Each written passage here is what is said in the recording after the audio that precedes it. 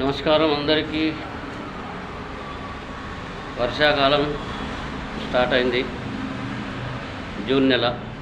చాలా జాగ్రత్తగా ఉండవలసింది ప్రజలు. ఎందుకంటే ఈ జూన్ నెలలో చాలా శక్తివంతమైన పిడుగులు పడే అవకాశం ఉంటుంది కాబట్టి గాలి వీస్తుంది, విపరీతమైన గాలి వీస్తుంది.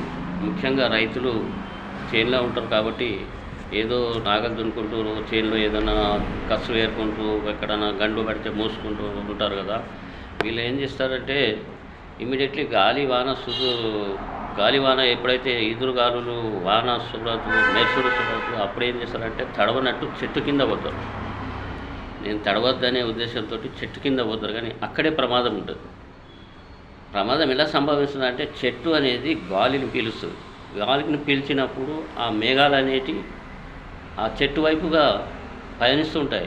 అప్పుడు ఏం పడుతుందంటే ఆ పిడుగు అనేది ఎప్పుడైతే ఆ దగ్గరలో పిడుగు పడుతుందో ఆటోమేటిక్గా లాగేసుకుంటుంది. ఆ చెట్టు ఆటోమేటిక్గా లాగడం వల్ల ఆ చెట్టు ఎడకపోతుంది. ఇక్కడ చెట్టు కింద నిల్చున్న వాళ్ళు చనిపోయే అవకాశాలు ఉన్నాయి. కాబట్టి ఇట్టి పరిస్థితుల్లోనూ చెట్టు కింద పోవద్దు.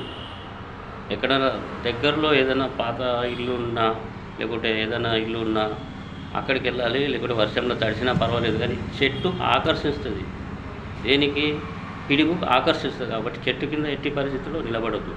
అలాగే కరెంట్ తీగల కాడ కూడా ఎవరు నిలబడవద్దు. అలాంటి టైం లోపల కరెంటుకు ఈ పిడుగుకు అనేది ఎలా ఆక్సిజన్ ఇది అయస్కాంతం ఎలా పీల్చుకుంటుందో అలా పిలుస్తుంది. కాబట్టి ఆ ట్రాన్స్ఫార్మర్ కాడ తీగల కాడ వైర్కు స్తంభానికి సేఫ్టీ కోసం పాకుతారు చూడండి. అలాంటి స్థలాల్లో కూడా ఎక్కడ కూడా కరెంటుకు సంబంధించిన అవసరం అనుకుంటే ఇంట్లో కూడా అవసరం టీవీ పెట్టుకుని కూర్చుంటారు. ఆ టైంలో కూడా మెరుపులు వదులు టైంలో టీవీ అనేది పగిలిపోయి ప్రమాదం జరిగే అవకాశం ఉంటుంది.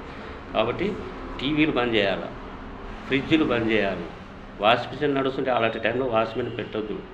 ఇలాంటి కరెంటుకు సంబంధించిన విద్యుత్ సంబంధించిన ఏది యూజ్ అయినట్టు కామ్గా కూర్చుంటే ఎలాంటి ప్రాణ నష్టం జరగదు. ఫోన్లు కూడా పేలిపోయే అవకాశం ఉంటుంది. పిడుగులు పడే టైంలో కూడా ఫోన్లు అత్యవసరంగా చూడదు. ఎందుకంటే పిడుగుకు ఈ సెల్ ఫోన్ టవర్కు అటాచ్మెంట్ ఉంటుంది కాబట్టి అది కూడా వాడవద్దు. ఇవన్నీ వాడితే తన ప్రాణము కాపాడుకోవడం ముఖ్యం. కాబట్టి అలాంటి టైంలో కూడా ఏమవుతుంది అని అశ్రద్ధ చేస్తే ప్రాణానికి ముప్పు రావచ్చు. అందుకని ఇట్టి విషయాన్ని ప్రజలందరూ ముఖ్యంగా మెయిన్ రైతులు చేనులలో ఉంటారు కాబట్టి ఇలాంటి అన్నీ పాటించి జాగ్రత్త పాటించాలని కోరుతున్నాను.